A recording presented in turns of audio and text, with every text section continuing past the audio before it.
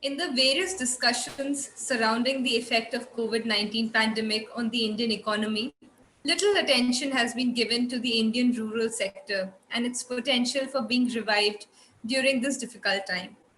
Earlier, the fact that unemployed sections of Indian population from villages and remote heartlands could migrate to an urban area to find employment allowed the country to ignore, for most part, the stark challenges and issues facing the Indian rural sector. However, in light of the recent event, that is not the case anymore, as reverse migration has thrown open a whole new Pandora's box of questions for Indians to confront regarding rural India. In the next session, our speakers will discuss the key issues of India's rural development, especially in the COVID-19 pandemic context, and how does or how will the social sector realign itself for the subsequent shift. The discussion will also cover inequality, the widening urban rural divide, social infrastructure, self reliance models, the best practices, and benchmarks to invest in development programs, among others. I would like to hand over the session to Ms. Chetna Kaura, who is our moderator. Thank you. Thanks, Pooja. Thank you for setting the context so beautifully. Just before we begin, can I request all the panelists of this session to put on their videos?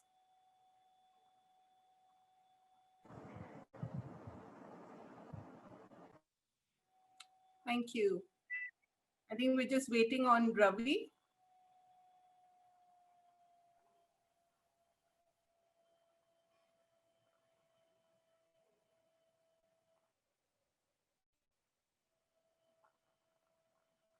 Okay, I think we're running late already. So let me begin with the introductions.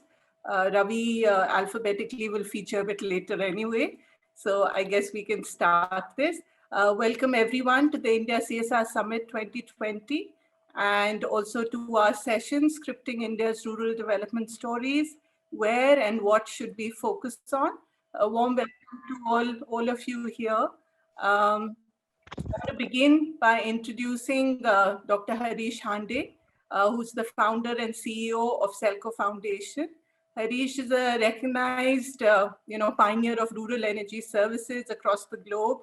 And through Selco, he has successfully demonstrated that decentralized energy solutions, particularly those powered by solar, can truly be sustainable and affordable. And provided they are, of course, implemented, combining appropriate technological, financial, and ownership models suited to the local context for the poor, as well as the cash flows of the poor. And for his efforts, Harish has received many national and international awards. Recently, the Skoll Award for Social Entrepreneurship in 2018 and the Magsaysay Award in 2011. Welcome, Harish, and we look forward to getting your views on this really important burning topic, so to say. We also have Dr. Lopamudra Priyadarshini, who's the General Manager, Sustainability and Community Relations, Aditya Birla Group. Lopamudra is an experienced social development, sustainability, and CSR professional. She's driven by integrity and strong ethical principles, utilizing networks and liaising with the government to identify opportunities for community and employee outreach efforts. In the past, she has worked with Sonalika Tractors, where she was running various CSR projects focusing on all-round development of society, positively impacting over 3 lakh people. Welcome, Lopamudra. And then we also have, Ms. Nusrat Pathan with us, who's the head corporate social responsibility, HDFC Bank. Nusrat is an accomplished professional with over 2 decades of experience across the social sector, CSR and sustainability. And under Parivartan, which is the bank's umbrella brand for all its social initiatives, there have been impactful projects undertaken across India in the various areas, focus areas of education, sanitation, and skill development. She also has integrated sustainability in the bank's CSR journey and released its first sustainability report 6 years ago. And with her strong understanding of the social sector and the ability to translate, management vision to the grassroots level, she is actually right now delivering a very strong program that reaches to over 78 million people across 60 partnerships. Oh my goodness, Nusrat, that's quite a bit of juggling. Welcome. And we have Ravi, who has joined us as well. Ravi Deshpande is the Chief Program Manager with Lupin Human Welfare and Research Foundation.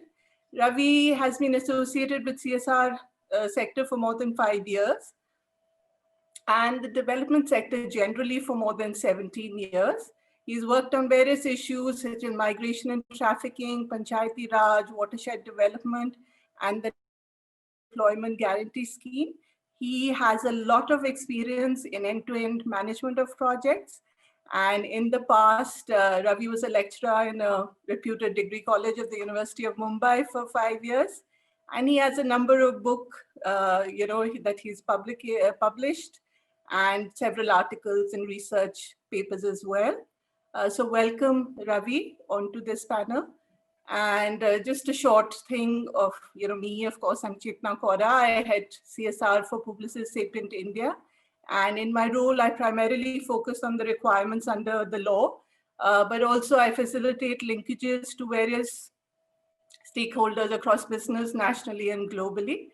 And in the last 24 years or so, I've lived and worked in India, UK, and Australia. So I do have a global perspective on CSR, which is like further strengthened by my experience of working in the commercial, development, and government sectors in India and overseas. So that's like a brief introduction for everyone, just so that we know what we can learn from each other. I think just to begin with, I'm just looking at the time. We need to, we have discussed the flow already. So what we'll do is just have a couple of rounds of, thoughts on a couple of questions, followed by, enough time for questions and answers from, the people who are attending the session, the over 200 people attending the session.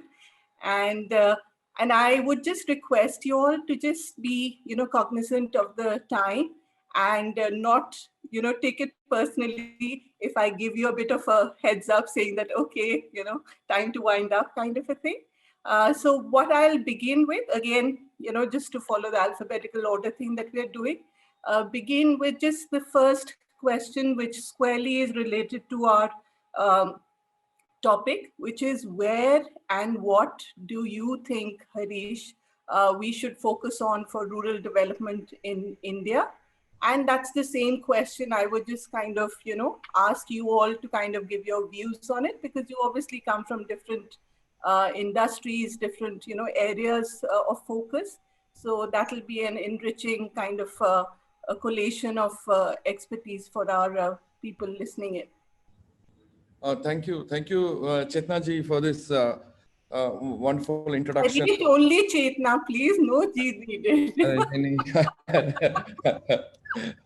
I'm feeling like a politician if you call me Chetna ji. We need politicians like you in this world today. So, today I would say if you look at what's needed, and especially from a when people think of philanthropic money is the most expensive money. It's more expensive debt and more expensive than equity. Philanthropic money is something that can make or destroy if not done properly. And philanthropic money is like, what is the money that is required for creating a solid foundation on which a building can be built? And the ecosystem, like the biggest subsidy Google got is the internet. Without internet, Google would not have succeeded. It is that subsidization and the creation of the ecosystem that led to. Same thing for the poor.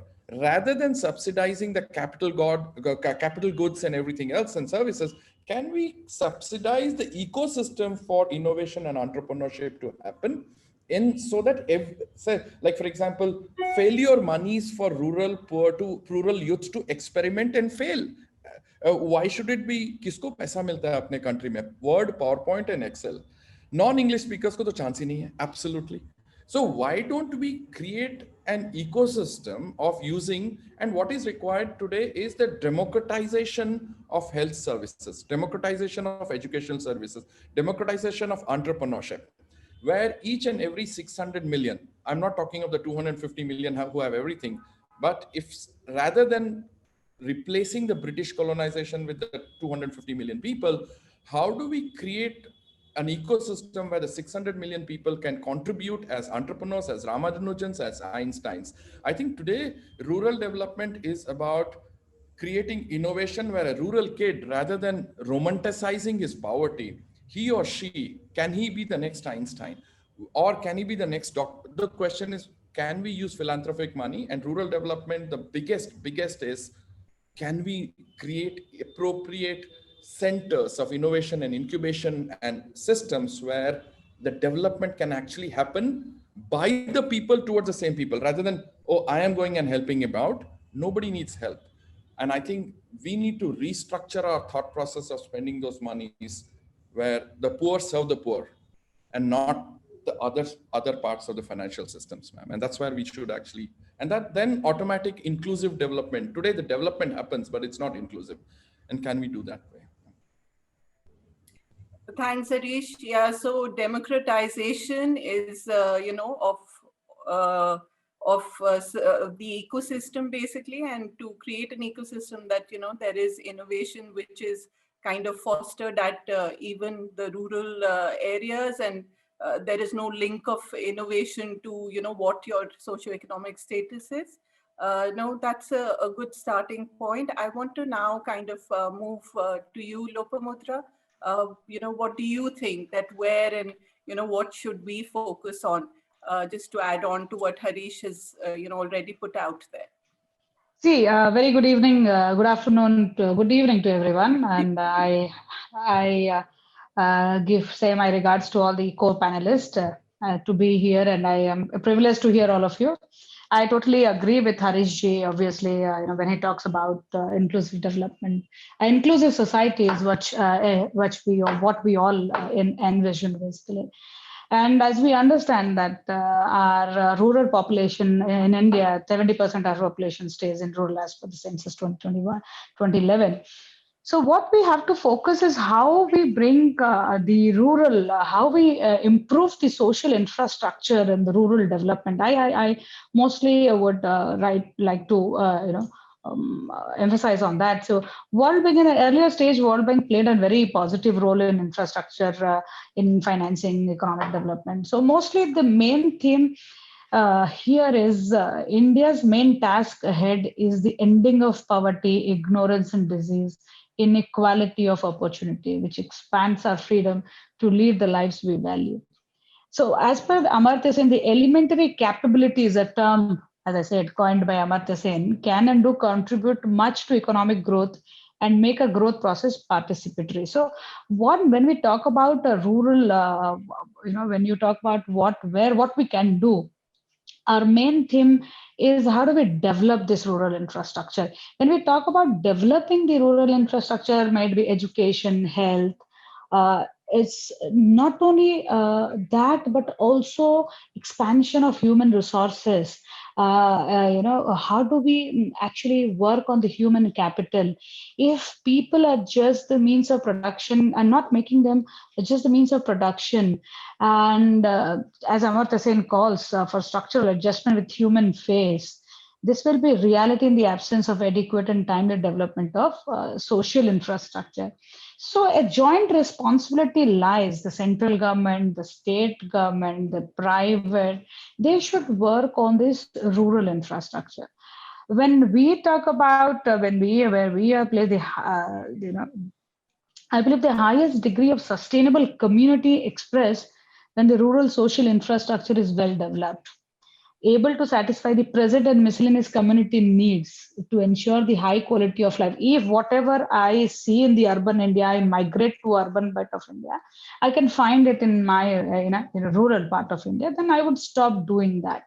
So as various services, social goods, now you go to Bombay, every 1 kilometer will find a hospital, whereas in rural India, it is not, what is a problem is in rural India, you don't see such infrastructure. For a pregnant lady, every day in and out where I sit, I hear that in every day with a stretcher or with a bamboo stick, they're taking a pregnant lady to a hospital, walking 10 kilometers, walking 5 kilometers. So such rural infrastructure should basically, come to rural India. So we have to create a sustainable community. We have to develop such infrastructure. Sustainable community has to be is correct, tolerant, binding, strong local culture in exchange of other community-biased activities. And currently, obviously, in our next, as you said, that we'll talk about our experience in rural. What is our intervention and how do we work on such? So the sustainable community is effective in corporate. So I'll come back and what we are doing and how we are doing it, because examples are very, very necessary when we talk about such things. Yeah. So we believe in community participation, community representation, community leaders coming out and defining strategy, defining such infrastructure, defining such a mode for them. It is So, correct for everyone now and in the future. This is a Lopamudra, if I interrupt you there, because what I'll do is for our next round is when I would like you to really explain more about, what you think as a project or program has worked, and a few more details about that. Right. Your Yes. think that yes, development of rural infrastructure and infrastructure also is will stem, migration. That definitely adds on to the where and what that we are kind of trying to formulate here. If I can now get to you, Nusrat, and get your views on the same, that where and what do you think we should focus on as far as rural development goes? Thanks. Thank you so much, Chetna. Aligned to what the previous speakers, both Harish as well as Lopa mentioned, a couple of keywords. Ecosystem. We're talking about an inclusive growth. We're talking about capability, and we're talking about community participation. I think all these are very, very essential to deliver a robust program. What I'm going to talk about really, and to start with, is what are the things that one needs to watch out for when creating a rural development program, because through working with multiple partners in geographies, I think that's something that we need to watch out for. One is whether we are creating funding layers, okay?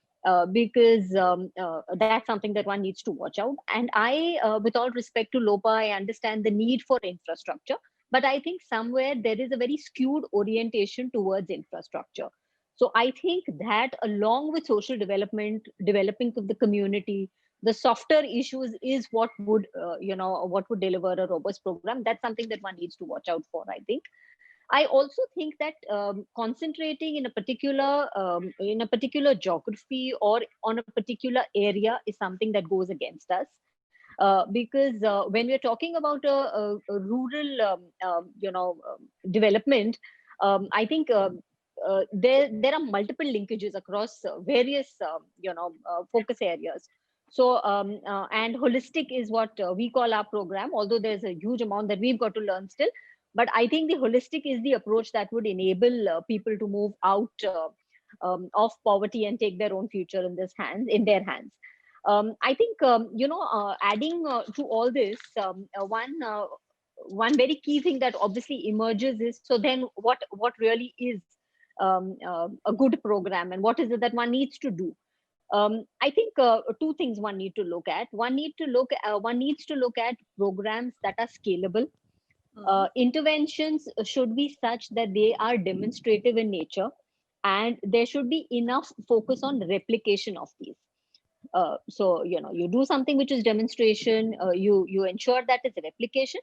I think also enough attention to creating the right ecosystem is extremely important, because if you're working in a particular group of villages in a particular area, and you've developed them, you've created aspirations in those people, what next? Yeah. Your program concludes after 3 years, 5 years, and we all work towards sustainability, but what are the opportunities for them? I think creating a proper ecosystem is something that will actually help them to take, as someone, as Lopa said, take their own future in their own hands. Or even Harish mentioned, they don't need someone external to come and tell them or give them something. You demonstrate, you show them how they can replicate, you create those linkages. And I think that is what is critical. Perfect. Thanks, Nusrat. Thank you. Ravi, if we can get your views, you've worked a lot on the ground as well. What would you think? Where and what should we focus on when we talk about rural development? Good evening, everyone, and very nice ideas are coming up, like inclusive development and community participation, and of course sustainability and replicability of projects. Now, before going into it, thanks CSR Box for this impactful event, and in this difficult situation. Taking thread from this, I would say that in the current period or in near term, apart from deliberating on what and where to focus in rural development, we will also have to think on how effectively we can do implementation of the programs. Just like CSR Box adopted it and organized this online event, which definitely was not easy shift for them. We all have to think of new mediums of communication, mobilization, rapport building, publicizing. We will have to develop SOPs for field operations. We will have to develop checklists. We will have to develop new ways of interacting with the people. And we are already doing it. Unfortunately, for rural development practitioners, there is an enormous challenge of digital divide, then technology access, but we will have to find ways from it. So this is the situation which we are in. And so apart from what we are doing, how we are doing is important for me. Secondly, as we speak, rural unrest is visible on the street. And this unrest already manifested earlier in the form of various caste-based reservation movements like that of Marathas, Jats, Patels. So one of the area which I think important is though India has considerably lifted people out of extreme poverty, India and China and emerging economies. However, India is still reeling under poverty. Rural India is still under poverty. And we cannot ignore poverty and income enhancement when it comes to rural development. So that is the area I think we cannot ignore. And we cannot ignore agriculture when it comes to poverty reduction and rural income enhancement. So this is not only important for economic prosperity, but also for social stability and harmony. As I said, that it has manifestations into rural unrest. So we have to look at agricultural productivity enhancement that can fill the pockets of farmers, farm laborers. Different models that can transform agri incomes have to be built. Technologies, innovations, as Harish said, including Jugaad, we have to promote and look into. Then with there's a lot of fear of entry of corporates into farming, agriculture, and their relation. A lot of talk is going on, and I think at the same time, we can see mushrooming and formations of FPC and FPOs, and we have some wonderful examples like Sahyadri, Sahyadri Farmer Producer Organization of Nashik. So we can look towards such experiments, such models going ahead. Then livelihood development, in farm, off farm, non-farm is must. If I can just interrupt you for a bit, we'll just wait for the next round, and then we will kind of go deeper into, what you think are successful projects and models. I just wanted to know that, you had talked about, how to implement is important. The income enhancement part is important. Agriculture is important. Is there any other area or like geographic area, you feel either an area of focus of rural development, like a facet of rural development, or a geographic area which you feel in your experience and expertise that, that we need to work at? Geographically speaking, we have very skewed investment in Maharashtra, and wherever we have operations, our corporate operations.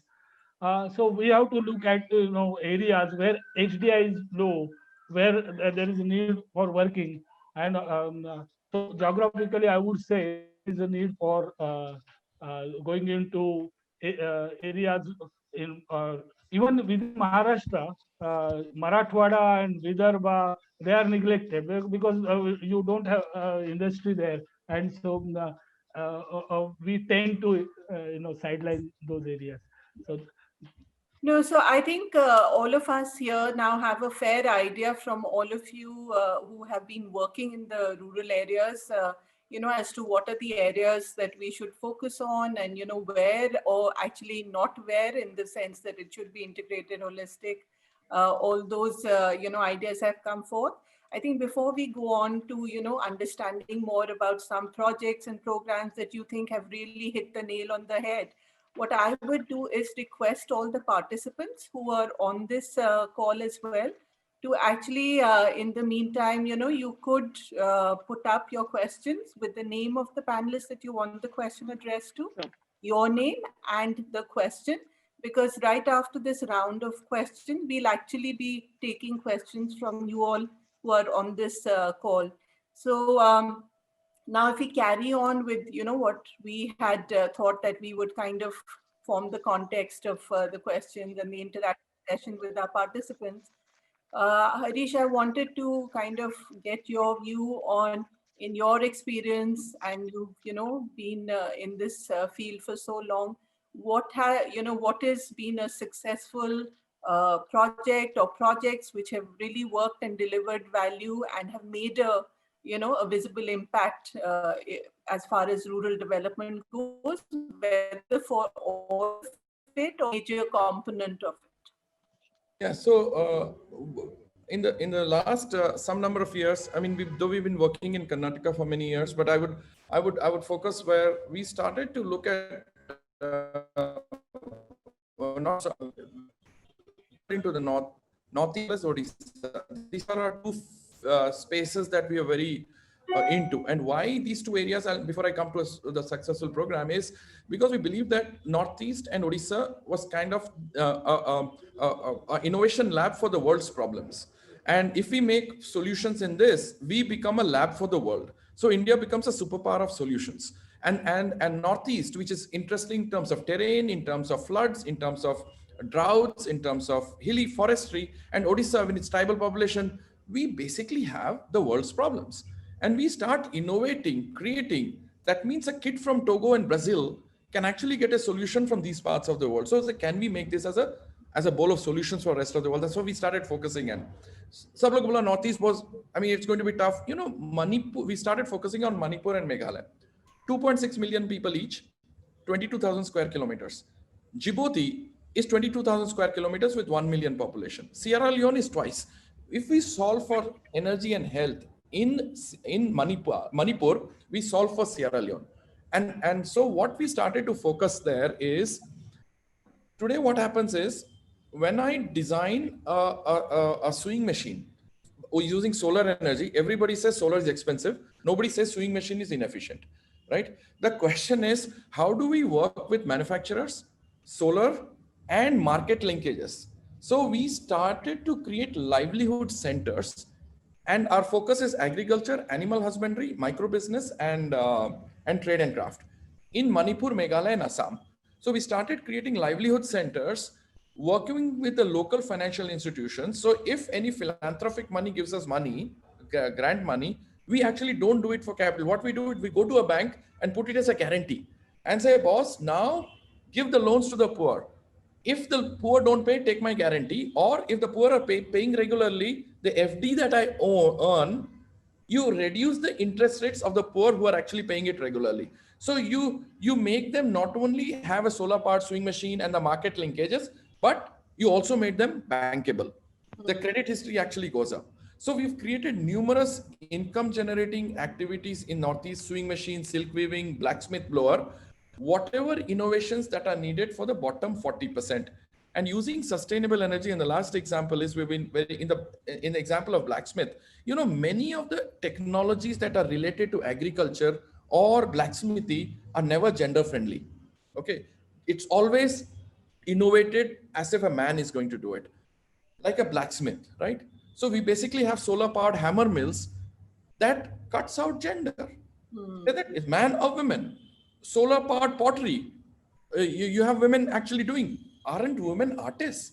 Just because they have to do other work, you always have men pottery makers, right? So for us, sustainable energy not only democratizes the delivery of livelihoods, but also democratizes gender. And in the Northeast, where we have plugged in sustainable energy development, health, livelihoods, and using sustainable energy as a catalyst, that's been, I mean, बहुत काम बाकी है अभी. It's just that I wouldn't say success अभी काफी सारा है, but I think it's something that I think छोटा movement हुआ last. I think it is important, because if you don't begin the journey, you will not walk the path, and destination will never be reached anyway. So no, thank you so much for sharing that, Harish. And I think I know I had insisted that we all should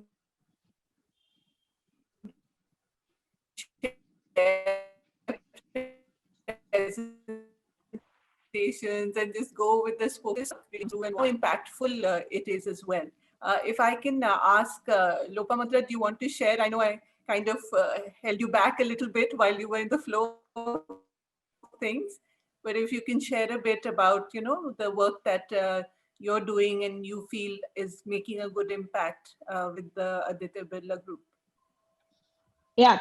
Hi. So I actually totally, mesmerized what Dr. Harish said, and because going forward, I totally agree with Dr. Harish and what Nusrat also said about social softer aspect of it. So what we do in Aditya Birla, and we have taken CSR to a next level in the sense that now we are focusing on sustainability.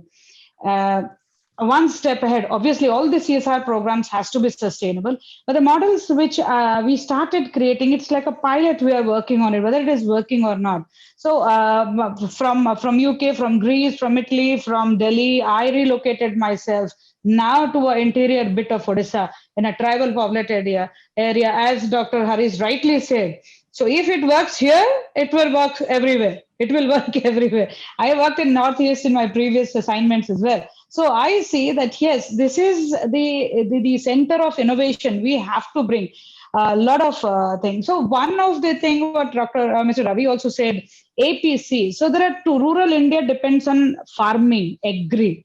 So how do we innovate that agri? When I work in Delhi with Sonalika, I work with a lot of farmers of Punjab, Haryana, progressive farmers. When I come to this place in Odisha, an interior village of Odisha in a Naxal area, and I just say that the land patterns are different, soil is different, but still they are into agri. How can I? The goal is how can I bring innovative efforts or innovative solution to.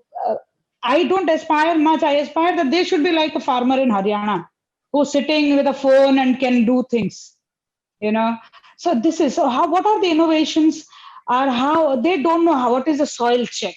So what we are, and base, as I said, farming one, I'm sad. It's very sad fact that all the farming work across, I have seen, what I have seen is done by female, but female are not, not known as farmers. They are laborers.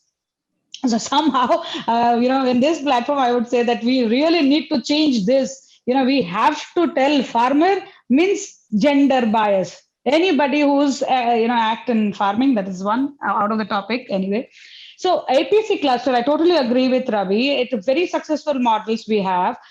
SSGs, producer groups, producer companies, cluster-based approach, women coming forward, having agro-producing companies, understanding bookkeeping, understanding financial literacy in terms of agriculture, agro-processing industry, as Dr. Harish said, innovation. So we divided our projects into two. One is agri, where we start with SSGs. Financial literacy. We start with financial literacy, SSGs, bookkeeping. They understand that. Then making a PG. So we have target of one APC agro producer company. So that is working very, very well. And a lot of I think and water in these hilly terrains like Northeast. Also, Dr. Harish will agree. Though it is a heavy rainfall, but rainwater harvesting, solar-based rainwater harvesting, solar energy conservation. There is no electricity. So such infrastructure we have to build in this, and we are on very important thing and the other thing this is agree. Other thing is incubation center. So factories like us, industries like us, when they come to such places, they change the pattern of living in this. One is agri, one is non-agri, allied industries. If I am there, I need certain things. I need stationery. I need fabrication parts. There is a lot of people using bikes. So we have started an incubation center. An incubation center where the local youth are addressed in terms of bringing in their idea. We are the 20 years roadmap has been done कि 220 साल में इस जगह पे क्या क्या development होने वाला है. So basing on that, we also start working with this youth. If somebody wants to start a soap, to provide soap factory, a moody mill, I'm just saying smaller things. One, two last thing for the others, how can we make it sustainable is one is model is PPP model. This is what now going ahead sustainability we are looking at with what we have signed a MOU with BRLF for working in APC cluster. It is BRLF financial partnership of BRLF. It is a financial partnership of our Hindalco. It's a financial partnership of government convergence. So government convergence is very, very important when we talk about rural development. 67% of government money is going to put in this project for coming 4 years. And it should not be 1 month, 2 month, 1 year, 2 year project, but it's a long-term sustainable project. Both of this convergence and PPP, what I would like to emphasize, and I will finish. Thanks. Yeah. Nusrat, No. what do you want to share? What would you like to share, Nusrat, about the projects in your experience? What has worked? So, when you talk about successful projects, I mean, there are different views as to what do you basically talk about a successful project, right? Every project that starts has an objective, a very clearly defined objectives. And I'd like to say that most CSR programs, the planning is in such a way that you do achieve those objectives, right? So, I would say a successful model per se is something that would be easily scalable, can be picked up, as someone said, and can be applied in another geography. It shouldn't be so cost intensive that a person can't do it. If you're doing rainwater harvesting, it should be something simple, which is affordable. But when I'm talking about success, and what I'd like to share are very heartening stories that come from the field, and when you're talking about, and all of us have spoken about community participation. We've spoken about how important it is that people should come together and take onus of their, own growth, and it shouldn't be external. And in these COVID times, I think what we've learned is how important it is to make these communities resilient. One of the features of our program that we have called Holistic Rural Development is for every intervention that we have a user group that takes care of the usage, etc., the monitoring. We insist on a village development committee, which basically does the planning along with the government convergence money as well as our funds. And we also in every village have a community mobilizer. Now, this is not rocket science, and I'm sure that every project probably has a model like this. But what's important is during COVID times, I think after the first month, when a couple of things came to a standstill, people were grappling, trying to see how it is that I think third month onwards, 80% of our programs on field were up and running. People found various ways of working around it, and what's important is that these groups actually took the responsibility. So we had wonderful stories from field, in Bihar, where we've had 2 villages where, the VDC and the SAGs came forward. They identified, no, sorry, that was in Dhumka. It was a Pradhan project where, they actually made a list of households which were single mother or destitute, etc., so that they could be forwarded to the government for assistance. We've had SAGs which started making soaps and masks, and giving it, selling it, of course, and also giving it to people free of cost. In fact, we even had a box which got delivered in, to us in Bank House while we were at home. So the point here is that if you develop them, if you build their capabilities to an extent where they can take things in their own hands and start responding to a crisis that comes their way, I think that is, for me, what is most essential of a project, which I can say that even if we move out, this is not something that's going to stop, because it's the people who've identified with the project. And I think that any project which is run with people commitment and need-based project, that's success for me. Thank you. Perfect. Thank you so much. Nusrat, Ravi, what has been the experience with that Lupin Foundation's work? How has that been? And what do you think has worked for the interventions that you've undertaken? First, we started quite early. We started in 1989, long before this CSR Act came into, and that's why our nature of our organization is quite different. It is not just CSR Foundation. We are into implementation, direct implementation. So we are implementing our programs on the ground, and not only our programs, we are implementing NABARD programs, government programs, and I have tried, to build partnership with corporates, which is very difficult. But we are open and ready to, have relationship with other corporates, and have confluence and have some consortium to have a scale. Now coming to our programs, similar to Nusrat, we have a holistic rural development program, and the reason, but apart from the holistic rural development program, what we have done is we have a district development approach.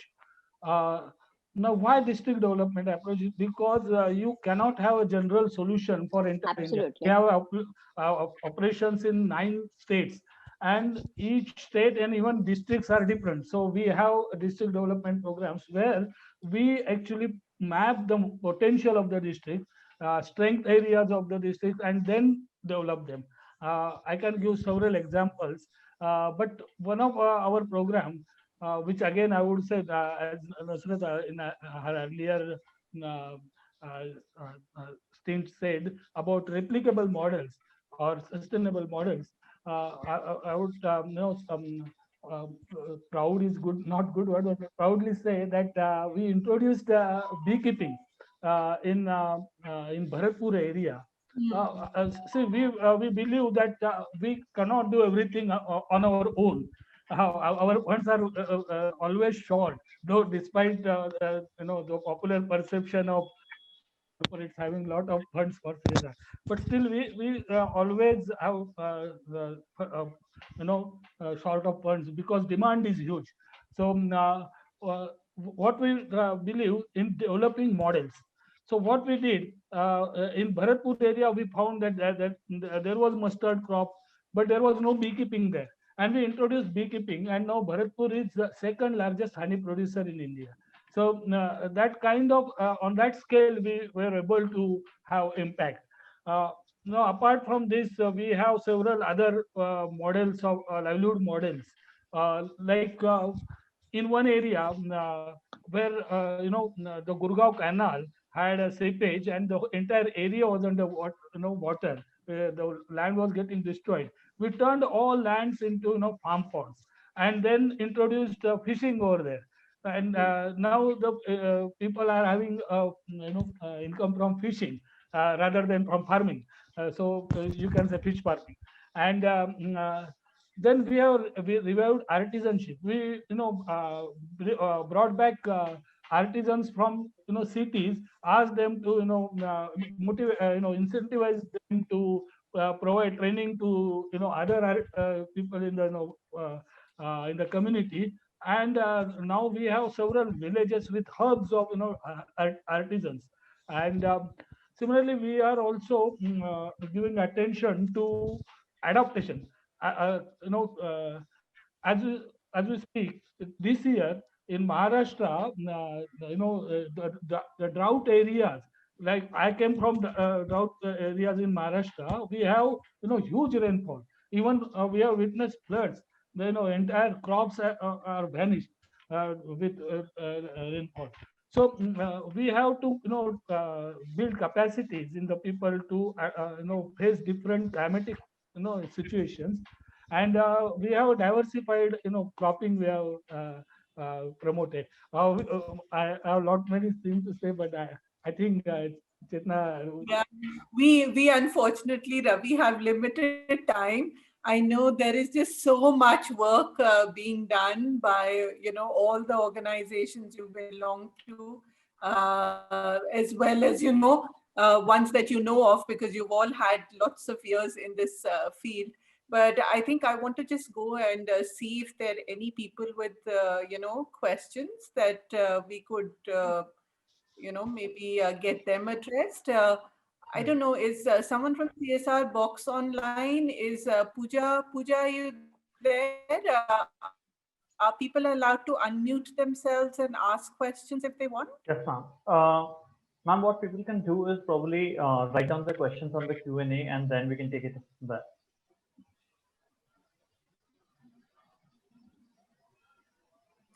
So are you not encouraging people to ask? It's a webinar format, so people won't be able to unmute themselves. What they can do is probably for questions Q&A, they can write down the questions on the Okay, tab, so and then basically, we can if we think, does everyone have access to the Q&A, or should I just kind of put through whatever's come there? So one of the things that everyone has access to Q&A. We have. So one of them is asking, is that how do funders look at unleashing the full potential of communities that they are working with? I don't know, means, does that kind of resonate with anyone? Do you understand what it says? I think Chetna, they mean to say, if you hear me. Lopamudra, Yeah, I think they mean to say, like, those funders who are funding for such community-based program, how do they ensure? Can you hear me, Chetna? Yes, of course. Chetna? Okay. Okay. So when we are spending money, the funders are giving money to for fundings are coming for the community development. How does it actually work? How does it actually go to unleash the potential of the community? For example, I can just give you one example. When we are talking about, we work with X community on agri interventions. Do this money, how do we measure that? If so, that I will answer saying, we do a baseline study of a household, of a village.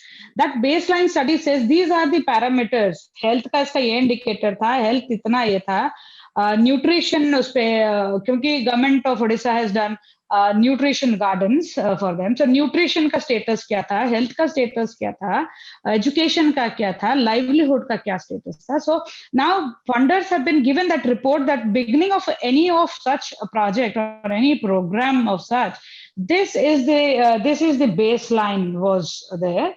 Then based on that, we prepare a DPR, and that DPR is submitted to the funders. So saying, detailed project report to address those gaps, what are the interventions would be taken, and how the community will together in this project. So community is SSG, youth, the focus group, influencers. How do you put them together in such projects so that they think about the development of their own village, own community, own society, own GP, Gram Panchayats? So then at the end of 4 years, 5 years, however, how many ever year you have taken that project, again, a third party does an assessment saying this was where they were at the beginning of the program. This were the intervention, how much community, how many community, how much of community intervention had happened to, so this has reached here, or where was the gap and where we did not reach. So this is the way a funder can get an idea of where my money is gone. Nowadays, a lot of softwares are there, last minute. So as you know, last minute penny which is going, where it is going, who's standing on the ground, what infrastructure is getting with, what watershed program is there, how much we have done that. So that can also be seen. So there are a lot of mechanisms that funders can actually see what is the community, direct community involvement. Yes, yes. I think there was another thing someone's asking about recording in women empowerment. I think this means, I know Harish, you talked about how you have democratized through, or, reduced the gender bias in many of your initiatives. Besides the blacksmithing example, if you have another kind of an example, if you could share that. And if I can ask then Nusrat and Ravi, you also to share something particularly from the gender lens as to, and the rural development, if there are some examples that you can share, because I think there's a resonance with that. Yeah, thanks. Yeah, so we basically have used used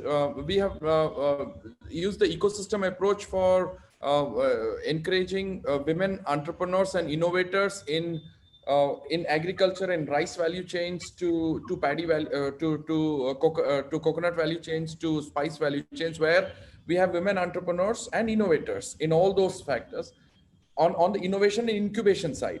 And then on the utilization side, for example, roti rolling machines are run by women entrepreneurs. How do you actually look at a motorcycle shop, actually repair shop run by women gender? So we basically used all interventions in agriculture, animal husbandry, trade and crafts, and in micro businesses using sustainable energy as a catalyst. So whoever asked, I'll send you some videos that a person has asked, that we are not looking just as always women as end users, but women as managers and entrepreneurs and innovators. Yeah. Nusrat, what about you? Thanks. What is? Sure. So I'll talk about our program, which is the Sustainable Livelihood Program. And in fact, this is one of the largest women empowerment program, where so it's a mix of working with women self-help groups and also financial inclusion, right? So we're working with these groups. We give them the entire gamut, and as any normal self-help group would, you basically give them financial literacy, inclusion, and you also make funds available to them. What we also do within our holistic rural development program is that we empower SAGs and mostly women groups to work on various, whether it is enterprise or it is allied, not agri, to an extent agri, but allied businesses, where we help them with goatery, we help them with duckery, piggery if it is the Northeast, masala making units, etc., etc. And all this is largely managed by self-help groups, which are women-driven. 90% of them are women-driven. So I think there, even once the women we find has is economically and financially empowered, then she has a better say in the entire in the family. And we see a very positive impact on both social development and also the education of the children. So this is something that we've seen in the places that we have worked. And through all our programs and all our groups, I think women are one of the key focus areas, whether it is a VDC or a user group. Representation of women is extremely important. Because we also find that, I know I'm talking too much in favor of the women, but we found that, and you'll excuse me, I think we are in slight majority here, but that we have strong allies as well. Yeah, so we do find that the seriousness with which they conduct themselves in matters such as this is totally unparalleled. Yeah. Ravi, what is there any particularly intervention focused on empowering the women in the rural area that you would like to kind of share about? Actually, we also have focus on SHG through economic empowerment of women, and leading to social empowerment and empowerment within house and in the village. But I would just quote one of our example, one of our project, which is bit offbeat and very close to what Harish is doing. Bangle making is largely men's area, and we have That's we, interesting. we are Yeah. tied up we are tied up with IIT, and we created a furnace which is now made the whole process hazardous free, and now even women are compatible with operating and making bangles on those, but traditionally men were doing this, but now women are equally doing it. When the man is not there, the wife is taking his place, and she is as you know, it is traditional business. It is done by particular caste and people, and but this was enabled by technology, or um, you know uh, uh, modification in the design of furnace. So that made the whole that changed the whole process. And I think maybe going ahead for women empowerment, or gender aspect, we need to look for technologies that uh, that would make it easier for women to participate. No, I think I'm just looking at the time. We just have a minute really, because we of course started late. Lopamudra, you wanted to say Yeah, two something, please? things. I just add SHG is not only for income generation. When we talk about empowerment, yeah, in my previous assignment, Navjyoti Foundation, if you see in Haryana, they also work in lot of social mobilization like Pani Panchayat, and mobilizing women for women, kind of women for society, and so not only income generation, but once they are empowered, they can do a lot of social change on ground. And Absolutely. if you look at it, there is one question on tribal and non-tribal in the this, which I just will touch base a little. Somebody has said, Lopamudra, I think we'll have to finish off because they have, sessions running one after the other. hmm And if we also get delayed, then the poor, the other person. they'll Okay, pay. please, So please. what our team will do, the CSR box team, is that they will send the questions to us, and then we can address them. I think just Absolutely. to kind of wrap up a bit, and just a few highlights of what we all thought of, where and what we should focus on and what works. I think we all agree that an integrated, holistic model is what works and is impactful. There should be democratization of access to funds, democratization of the ecosystem, whether it is to become an innovator. Shouldn't be even access to irrespective of the language you speak, the socio-economic status you have, and then moving away from the feudal kind of a mindset of a philanthropic uh, exercise that sometimes in the past would have carried on, so that the beneficiaries actually feel like they are partners in the whole development process, and they have a sense of belonging and they own their development themselves. Like how you were saying, Nusrat, that even when after COVID, because they had such a sense of ownership of the project, even though it was a CSR project, but because the connect is there, the sense of belonging and responsibility and accountability from the implementer should actually move to the community per se. And then various areas, of course, unfortunately, there's so many areas of need. um, but I think what was interesting, what Harish said, and what we can kind of also put forward, is the fact that areas where the challenges are immense, maybe those are the areas where we should be brave enough to actually implement projects, and because they can not only address the challenges in that area, but they can be replicable models for other countries and areas in the world as well. What else? I think all aspects of rural infrastructure, ecosystem, all that, and of course looking at not only agriculture as a livelihood option, but artisans, like blacksmithy that you mentioned, Harish, the artisans, the bangle making that Ravi mentioned, and all allied activities, because I think sometimes we have this perception that rural means only agriculture, whereas that is not a very true outlook. There is a diverse thing there, and we need to kind of promote the allied livelihood opportunities as well, because agriculture is very seasonal. You need other things, and also if there is a drought or a famine, the dependency on only agriculture is not so great. So the sustainability of that livelihood there is more possible. I think we'll just end it here. Thank you so much, all of you all, for joining me today.